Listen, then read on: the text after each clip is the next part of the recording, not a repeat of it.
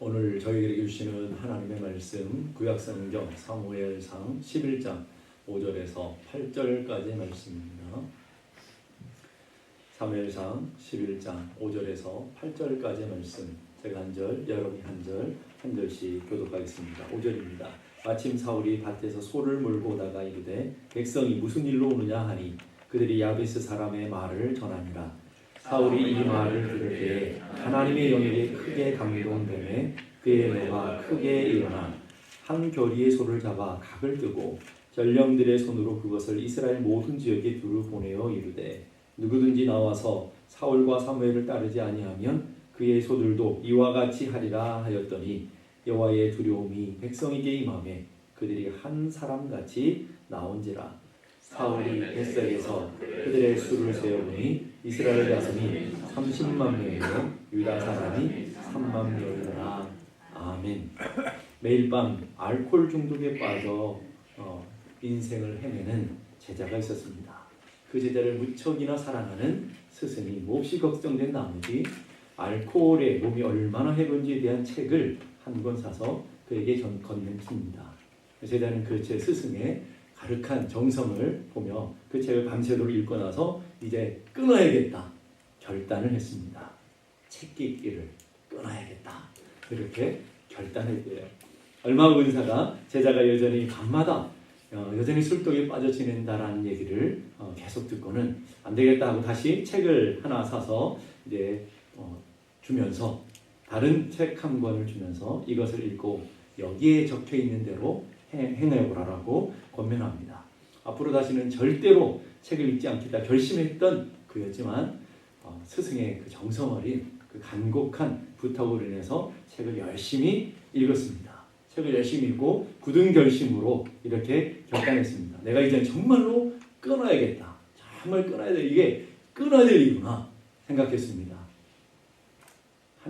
스승과의 관계를 끊어야겠다. 이렇게 얘기했대요. 여러분, 사람 변하기가 이렇게 쉽지가 않습니다. 아무리 주변에서 애를 쓰고 노력해도 사람이 변한다는 것은 그렇게 쉬운 일이 아니라는 것을 보게 됩니다. 설교를 듣다가 도전을 받고 감동을 받았다고 사람이 변하는 것도 아니더라고요. 금방 원래의 자리로 돌아가는 타락한 본성들을 우리는 다 갖고 있는 것을 보게 됩니다. 우리 안에 죄성, 죄의 모습으로 돌아가려고 하는 죄의 관성의 법칙이 있는 것을 보게 됩니다. 이렇게 사람 변하기가 쉽지 않은데 오늘 본문에 보니까 사울은 완전히 전혀 다른 사람으로 변해 있는 것을 보게 됩니다. 왕으로 제비 뽑히던 순간만 해도 두려워 숨었던 겁쟁이 사울이었는데 오늘 본문에 보여지는 사울은 굉장히 다른 사울의 모습을 보게 되는 것이죠. 그렇게 완전히 다른 사울로 변화된 그 근본 이유가 도대체 어디 있을까요? 6절 보니까 사울이 이 말을 들을 때에 하나님의 영에게 크게 감동되매 그의 노가 크게 일어나니. 중요한 단어가 뭐냐면 하나님의 영에 크게 감동되었다. 이 감동되었다는 히브리어는 찰나라는 단어는 갑자기 덤벼들다, 쏟아 부어지다라는 말이에요. 그래서 세 번 성경에도 하나님의 영이 세차게 내리니 이렇게 번역하고 있는 것을 보게 됩니다.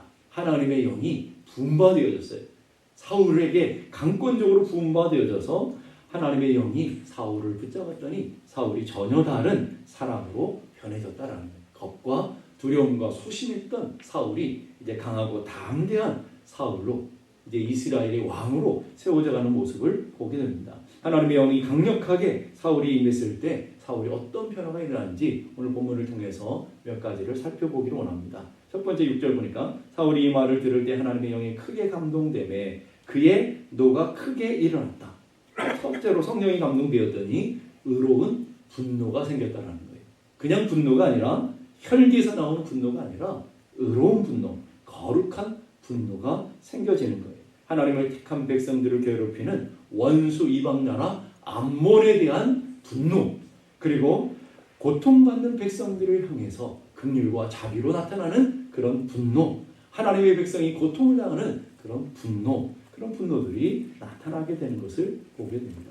사무엘상 17장에 보면 다윗이 골리앗을 이기는 장면이 나오죠. 다윗이 그 큰 이방의 장군을 이기게 되는데 그 동기가 도대체 무엇인가라는 거예요. 다윗 역시 오늘 사울에게 있는 의로운 분노, 거룩한 분노, 성령에 붙들렸던 다윗이었기에 거룩한 분노가 일어나게 되는 것을 보게 됩니다. 살아계신 하나님을 모독하는 골리앗에 대한 분노, 하나님의 백성 이스라엘을 멸시하는 이방 족속 블레셋에 대한 거룩한 분노, 이방 백성들의 조롱 앞에서 무력하기 짝이 없고 무능한 하나님의 백성들에 대한 분노가 일어나게 되었고, 그 분노를 가지고 이 할례받지 않는 블레셋 사람이 누구이기에 살아계시는 하나님의 군대를 모욕하느냐? 나는 만군의 여호와의 이름 곧 내가 모욕하는 이스라엘의 군대의 하나님 이름으로 내게 나아간다. 그리고는 그 거룩한 분노로 골리앗에게 나가고 골리앗에서부터 승리하게 되는 것을 보게 됩니다. 예수님도 예루살렘에 올라갔을 때 성전에 들어가셨죠. 성전에 들어갔더니 그 성전의 모양 꼴을 보면서 예수님도 분노를 일으키셨어요. 만민이 기도하는 하나님의 성전을 장사하고 서로 싸움하는 강도의 속을 같은 곳으로 만들어버린 영적인 지도자를 바라보면서 거룩한 분노를 가지시고 그때 상을 딜러 엎으시고 짐승들을 내어 쫓으며 하나님의 성전을 거룩하게 하셨습니다. 바로 그 어디서부터 오느냐? 하나님의 영으로 충만할 때 나타나는 능력이라는 거예요. 거룩한 분노는요, 하나님의 영 우리 안에 충만할 때 의에 대한 분노가 나타나게 되고 긍휼과 자비를 따르는 분노가 나타나게 되어지는 거예요. 성령 충만할 때만 하나님의 나라와 의를 위해 살고자 하는 거룩한 의분이 나타나게 된다라는 것을 보게 됩니다.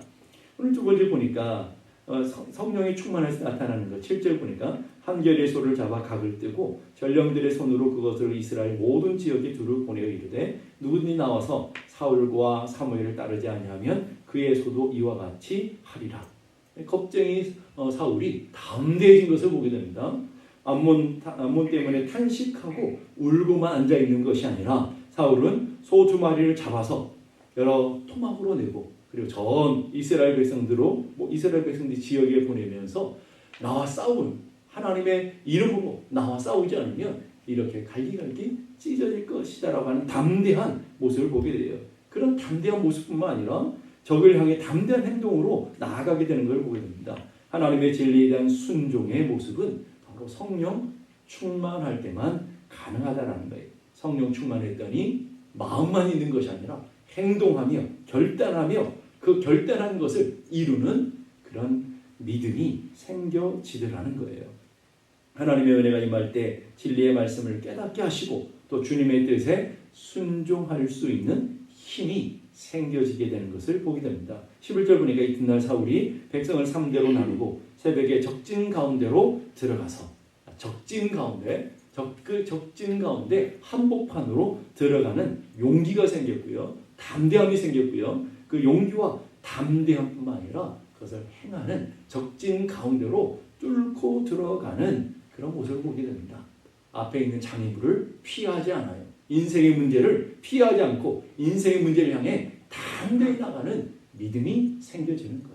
오늘도 우리 인생에 수많은 암몬 같은 적들이 많잖아요. 여러분의 삶에 건강의 암몬, 그리고 질병의 암몬이 있을 수도 있고요. 물질의 암몬이 있을 수도 있고요. 여러 가지 관계의 깨어짐의 암몬도 있을 거예요. 우리는 피하고 두려워서 뒤로 물러서는 것이 아니라 성령이 충만한 사람들은 그 문제를 향하여 문제 가운데로 들어가 적진 가운데로 들어가서 하나님의 주신 힘과 능력과 지혜로 그 문제를 이겨내며 승리하게 되는 것을 보게 됩니다.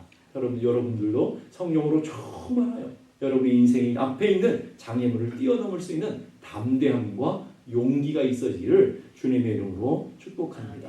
세 번째는요, 성령으로 충만했더니 겸손한 사람이 되더라는 거예요. 13절 보니까 사울이 이르되 이날에는 승리한 이날, 그 영광의 날, 기쁨의 날입니다. 큰 승리를 맛본 날입니다. 사람을 죽이지 못한 이 사람들은 누구냐면 사울이 이스라엘 백성들을 구원할 수 있겠네. 구원할 만한 그런 능력 있는 사람이냐 조롱했던 그 사람들을 얘기해요. 그 사람들을 죽이지 못하리니 여호와께서 오늘 이스라엘 중에 구원을 베푸셨습니다. 무슨 말이냐면 전쟁에 큰 승리를 했습니다. 전쟁에 큰 승리를 했던 주변에 있는 사람들이 아니 사울이 왕의 감이 못 된다고 한 사람이 누굽니까? 이 사울 왕이 이스라엘의 구원자가 될 수 없다고 한 사람이 누굽니까? 끌어내어 죽이겠습니다. 이런 사람들이 생겼어요. 그랬더니 사울이 아니다. 오늘은 하나님의 기쁨 구원의 날이고 영광의 날이다. 이 말은 무슨 말이겠어요? 우리가 구원한 것이 아니고 내가 이룬 것이 아니라 하나님이 구원을 이루셨다라고 고백하는 겸손의 모습이 있는 것이죠. 하나님의 영이 임할 때 하나님의 은혜를 기억하며 하나님께 영광을 돌리는 사울의 모습을 보게 됩니다. 그러나 좀 있으면 하나님의 영이 떠난 사울은 어때요? 전쟁에 승리했더니 자기 이름을 내고 자기 영광을 드러내기 위해서 먼저 기념비를 세우는 그런 교만한 사울로 변하게 되는 것을 우리는 발견하게 됩니다. 성 프란시스라는 유명한 영성 신학자가 있잖아요. 영성 신학 그 성 프란시스의 제자가 환상 중에 천국 구경을 했답니다. 이게 만든 이야기겠지만 천국 구경을 했는데 이것저것 살펴보니까 그중 가장 높은 영광스러운 장식된 보좌가 비어 있는데 그 제자가 궁금해 천사에게 물었대요. 저 영광스럽고 아무도 앉아 있지 않는 그 찬란한 의자 보좌에는 누가 앉는 것입니까? 이렇게 물었더니 천사는 세상에서 제일 겸손한 성 프란시스를 위해서 마련한 것이다 라고 대답했어요. 그 이후에 어느 날 이 제자가 스승과 대화할 시간이 있어서 스승에게 물었대요. 스승님, 솔직하게 해주십시오. 이 세상에서 이 세상의 사람들은 스승님을 성자라고 하는데 스승님은 스승님 스스로를 어떻게 생각하십니까? 그랬더니 성 프란시스코 이렇게 얘기했대요. 나는 이 세상에서 가장 악한 사람이라고 생각한다. 그랬더니 제자를 발끈하면서 뭐라 하냐면 거짓말입니다. 그건 위선입니다. 살인하는 강도들도 많고 도둑놈도 많고 갖가지 죄인들이 많은 이 세상에 스승님은 성자라고 추대받는 분이신데 세상에서 제일 악한 사람이라고 한다는 것은 그것이야말로 위선이고 그것이야말로 거짓말입니다. 이렇게 막 쏘아부었어요. 그랬더니 그 말을 들은 성 프란시스가 웃으면서 이렇게 얘기했대요. 그건 자네가 몰라서 그래. 나는 원래 악한 사람이었고 지금도 악한 사람이야. 그런데 하나님께서 오늘 나에게 이만큼 은혜를 부어주셨기에 또 만약에 하나님께서 나에게 주신 이 많은 은혜를 다른 사람에게 베푸셨다면 그 사람들은 나보다 훨씬 더 좋은 훌륭한 사람이 되었을 거야. 무슨 말이에요? 이 모든 것들이 자기 때문이 아니라 하나님의 은혜 때문이라고 겸손하게 반응하는 프란시스의 모습을 보게 되는 것이죠. 성령이 임하시면 성령이 붙드시면 그 사람이 나타나는 반응은 겸손하다라는 것을 보게 됩니다. 사울도요. 이렇게 성령이 임했을 때 얼마나 겸손했습니까? 그런데 하나님의 영이 떠났을 때 교만한 모습으로 변화되어지는 하나님의 영이 떠날 때 강팍한 모습으로 변화되게 되는 것을 보게 됩니다. 앤드루 모레이라는 분이 쓴 겸손이라는 책에 보면 우리가 겸손해야 될 세 가지 이유가 있대요. 첫째는 우리는 하나님의 피조물이다. 우리는 피조물에 지나지 않는다라는 것이고요. 두 번째는 우리는 죄입니다. 우리는 하나님 앞에 죄인, 거룩하게 되어지고 의롭게 되어졌지만 여전히 죄인의 모습으로 살아간다라는 것. 세 번째, 우리는 성도라는 것. 하나님의 은혜를 받은 성도로 무한한 사랑과 은혜를 받은 성도라는 것을 한순간도 잊어서는 안 된다는 거예요. 겸손 어디서부터 온다고요? 하나님의 영이 우리 안에 임했을 때 하나님의 성령이 우리 안에 임했을 때 나타나는 반응이라는 거예요. 우리 주변에서 보게 되면 교만한 사람들을 보게 되잖아요. 교만한 사람 볼 때 여러분 승질낼 필요 없어요. 분노할 필요 없어요. 아, 저 사람은 아직 주의 영으로 충만하지 못하는구나. 이렇게 생각하고 넘어가시면 되는 거예요. 네 번째로 성령이 임했을 때 나타나는 것은 관용과 사랑과 긍휼의 마음이 생겨지더라는 거예요. 13절 보니까 사울이 이르되 이날에는 사람을 죽이지 못하리니 여호와께서 오늘 이스라엘에게 구원을 베푸셨습니다. 죽여야 될 사람을 관용을 베풀어야 해요. 용서할 수 없는 사람들을 용서하고 있어요. 하나님의 영으로 충만할 때 이렇게 관용과 용서와 사랑을 베푸는 사울의 모습을 보게 됩니다. 자신을 비방했던 사람이에요. 자신을 멸시했던 사람입니다. 기회잖아요. 절호의 기회잖아요. 정적들을 처리할 수 있는 아주 귀한 기회죠. 근데 왕이 시작하면서 눈에 가시 같은 반대파들이잖아요. 그걸 제거하고 시작하면 얼마나 평탄한 길이 되겠습니까?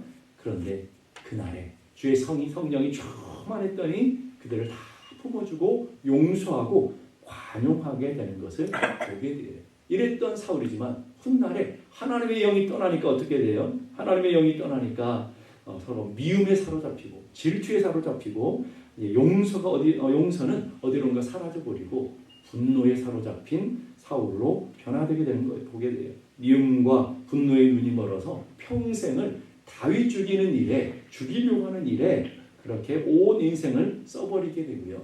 그리고 다윗을 도와준 노베 제사장들 한꺼번에 85명, 제사장들을요 85명을 한꺼번에 죽이는 일도 일어나게 되는 것이죠. 사울은 처음에는 하나님의 영으로 충만해서 하나님의 뜻을 이루며 겸손하며 관용을 베푸며 하나님의 주신 큰 은혜를 따라 살아갔던 하나님의 사람이었지만 그 똑같은 사람에게 하나님의 영이 떠나니까 하나님의 성령이 떠나니까 완전히 다른 인간으로 변화되게 되는 것이죠. 무슨 말을 하려고 하는 걸까요? 여러분, 우리가 변하는 건요 우리 힘으로 우리 노력으로 안 된다는 거예요. 하나님의 성령이 우리를 강권적으로 붙들어 주시고 하나님의 성령이 우리를 온전케 인도해 주실 때에 하나님의 사람으로 굳건하게 세워줄 수 있다는 것을 기억해야 될 줄로 믿습니다. 여러분도 잘 아시는 이어령 교수님, 돌아가셨지만 이어령 교수님의 글에 보게 되면 이런 글이 있어요. 어느 날 바닷속에서 살고 있는 꽁치가 엄마 꽁치에게 물었대요. 엄마가 바다는 어떻게 생겼어요? 바다의 한가운데 살고 있는 꽁치에게 바다가 어떻게 생겼는지 물었대요. 그렇게 한참 고민하더니 엄마 꽁치가 하는 말이 글쎄 바다가 있다는 소식을 들었는데 바다가 어떻게 생겼는지 모르겠다 이랬대요. 여러분, 오늘 우리는 하나님의 은혜 가운데 살아가는 백성들이에요. 성령님이 교회 가운데 계시고 여러분 가운데 계시는 인생 가운데 여러분들은 살아가고 있다고요. 그런데 성령님이 누구십니까? 그러면 성령님에 대해서 듣긴 들어봤는데 성령님이 누군지 모르겠다. 이런 거와 우리는 별반 다름이 없단 말이죠. 여러분 성령님을 아십니까? 성령의 충만함을 경험해 보셨습니까? 성령의 강권적인 은혜를 하나님의 부어주신 은혜를 맛보며 살아가고 계시냐라는 거예요. 오늘 우리는 하나님의 성령이 떠난 우리는 믿음을 잃어버릴 뿐만 아니라 하나님의 성령이 떠나면 우리는 아무짝에 쓸모없는 인간이 된다는 것을 우리는 기억해야 될 줄로 압니다. 이면우라고 하는 교수님이 쓴 신사고 이론 20이라는 책이 있습니다. 아주 오래전에 쓰여진 건데 그 책에 보게 되면 최악의 리더십을 가진 리더는 어떤 사람인지 그 조건 세 가지를 얘기했어요. 첫째는 무식한 사람이 전문직에 앉아있을 경우, 무식한 사람이 의사가 되거나 그런 전문직에 앉아있는 건 굉장히 무서운 일이라는 거예요. 두 번째로 리더가 무식한 데다가 소신까지 있을 경우, 고집까지 부릴 경우 그게 진짜 무서운 리더가 된다는 거예요. 셋째는 리더가 무식한 데다가 부지런까지 해요. 이게 진짜 문제라는 거예요. 자, 오늘 우리는 한번 보십시다. 오늘 우리들이 한번 모습을 보자고요. 저희들이 신학교 다닐 때 곽선희 목사님 오셔가지고 강의를 한 적이 있는데 그 강의할 때마다 한결같이 얘기했던 얘기가 있어요. 무식한 사람이 소신껏 일하는데 성실한 것만큼 무서운 것이 없더라. 여러분 기억하셔야 됩니다. 우리가 하나님을 아는 것도요. 바로 알고 바로 믿고 바로 섬겨야지 하나님을 바로 알지 못하면서 소신이 있어요. 이거 옳다라고 하는 소신이 있어요. 거기다가 부지런까지 해버리면 교회를 다 망쳐버리는 그런 일들이 벌어지게 되는 거예요. 주의 성령이 임하시면 하나님을 우리의 마음 눈이 열려져서 하나님을 알게 되어져요. 주의 성령이 임하시면 내 소견에 옳은 대로 살아가는 것이 아니라 하나님의 뜻을 행하게 되려 주의 성령이 임하시면 하나님의 뜻을 온전히 성취하기 위해서 내 삶을 내려놓는 그런 모습으로 변화된 사람들이 되어진다는 거예요. 호박에 줄 몇 개 긋는다고 수박이 되어지지 않잖아요. 여러분 걸레를 빤다고 수건되는 건 아니잖아요. 설교 몇 번 들어서 감동받는다고 사람이 변하는 것이 아니더라고요. 변하는 것 같은데 금방 원래로 돌아가는 영적인 관성의 법칙이 있더라니까요. 그럼 어떻게 해야 될까요? 성령만이 우리를 바꿔주시는 거예요. 우리 죄성을 하나님의 거룩한 은혜로 붙들어가게 하시는 것은 성령만이 가능한 거예요. 아주 오래전에 어떤 부흥사가 이런 얘기했어요. 더러분 인간, 이분은 경상도 분인가 봐요. 더러분 인간은 주님 오시는 것이 빠르지 변하지 않는다. 주님 오시는 게 빠르다라는 거예요. 그러면서 남자 40이 되면 죽는 것이 빠르지 변하지 않는다. 남자만 그럴까요? 여자들도 하잖아. 아까 말했잖아요. 어리석은 사람이 소신껏 붙들고 있는 게 정말 쉽게 변하지 않는다고요. 나이가 들어가면 자기의 경험과 자기 지식에 견고한 성이 생기면 변하기가 쉽지 않아요. 그게 40으로 본 거죠. 남자 40이 되면 죽는 것이 빠르지 변하지 않는다. 뜯어 고치려 하다가 내가 심장이 망가지고 심장병 걸려 죽는다라는 거예요. 사람을 바꾸려 하지 말고 분별하며 살아라. 그분의 이야기예요. 제 얘기가 아니고 그분이 그런 얘기 하시더라고요. 사람 바꾸려고 우리 결혼하면서부터 자녀를 낳아서 막 바꾸려고 애를 쓰잖아요. 자녀 그렇게 바뀌어지는 게 아니더라는 거예요. 그래서 뭐라고요? 가까이 할 사람과 멀리 할 사람을 분별하는 것. 그게 지혜다. 우리가 사람이 바뀌는 것은 언제 바뀌냐면 성령이 우리 안에 성령이 충만할 때 바뀌어지는 것을 보게 됩니다. 신앙생활의 능력은 다른 비결이 아니라 성령 충만함의 비결인 거예요. 하나님의 영으로 충만한 삶, 하나님의 영으로 충만할 때 두려움이 변하여 담대함으로 바뀌어지고요. 하나님의 영이 임하니까 고통당하는 백성들을 향해서 불쌍히 여기는 긍휼의 영이, 긍휼의 마음, 사랑의 마음이 생겨지게 되고요. 하나님의 영이 임하니까 사실은 배척하는 사람들을 용서하고 용납하는 과정이 생겨지더라는 거예요. 오늘도 여러분 마음을 아프게 하는 분들이 있습니까? 혹시 여러분 앞에 인생의 문제가 있습니까? 여러분을 넘어뜨리는 수많은 고통이 있습니까? 주의 영이 임하시면 담대함이 생겨질 줄을 믿습니다. 주의 영이 임하시면 능력 있는 삶을 살아갈 줄로 믿습니다. 주의 영이 임하시면 그 인생의 문제 가운데로 뚫고 들어가 하나님이 주신 능력과 지혜로 능히 이기고도 남을 줄로 믿습니다. 그리스도인의 담대함은 어디서 오느냐 하면 성령 충만함에 오는 거예요. 여러분 어떻게 두려움을 이긴다고요? 성령 충만함에 있다라는 거예요. 어떻게 원수를 용서할 수 있고 어떻게 인생의 문제를 뛰어넘을 수 있다고요? 성령 충만함에 있다라는 것을 기억하시면서 오늘도 주여 내게 주의 영을 부어주셔서 주의 성령을 부어주셔서 주의 성령에 붙들려 살아가게 하시고 우리가 담대해지게 하시고 주의 성령으로 말미암아 하나님 주신 지혜로 하나님 주신 일들을 감당할 수 있도록 은혜 베풀어 주옵소서. 여러분의 간절한 기도가 주의 영을 부어주옵소서. 주의 성령을 기름 붓듯 부어주옵소서. 오늘도 기도하며 나아가는 저희 모두가 되기를 주님의 이름으로 축복합니다. 기도하겠습니다. 이 시간 우리 함께 다 같이 기도하실 때 하나님 사울에게 주의 영이 충만하게 임했더니 하나님의 영이 임했더니 사울이 두려움을 이기며 담대해졌고요. 인생의 문제를 뛰어넘어서 하나님 주신 뜻을 이루는 사람으로 변해되고요. 사랑과 관용과 겸손의 사람이 되어졌던 것처럼 하나님 우리에게도 주의 영을 부어주옵소서. 주의 능력을 부어주옵소서. 문제를 뛰어넘을 수 있는 능력을 우리가 얻기를 원합니다. 주의 영을 부어주셔서 두려움을 이길 수 있는 능력을 얻기 원합니다. 주의 영을 부어주셔서 용서할 수 있는 사람들이 되기 원합니다. 주의 영을 부어주셔서 하나님의 말씀대로 살아가는 믿음의 사람들이 되게 해 주옵소서. 우리 함께 다 같이 기도하겠습니다.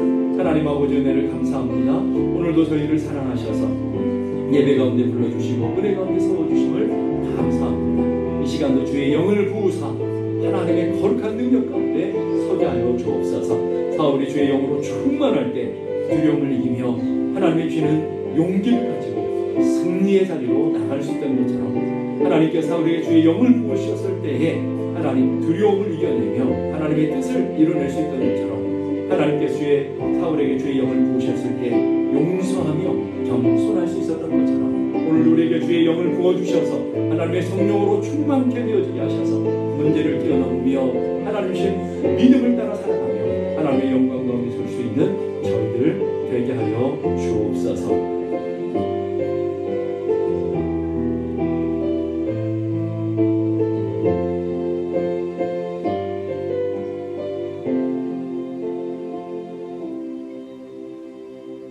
이제는 우리 주님 예수 그리스도의 은혜와 하나님 아버지 크고도 놀라우신 사랑과 성령님의 감화 감동 충만케 하시는 역사가 이제로부터 영원까지 함께 계시기를 간절히 축원하옵나이다.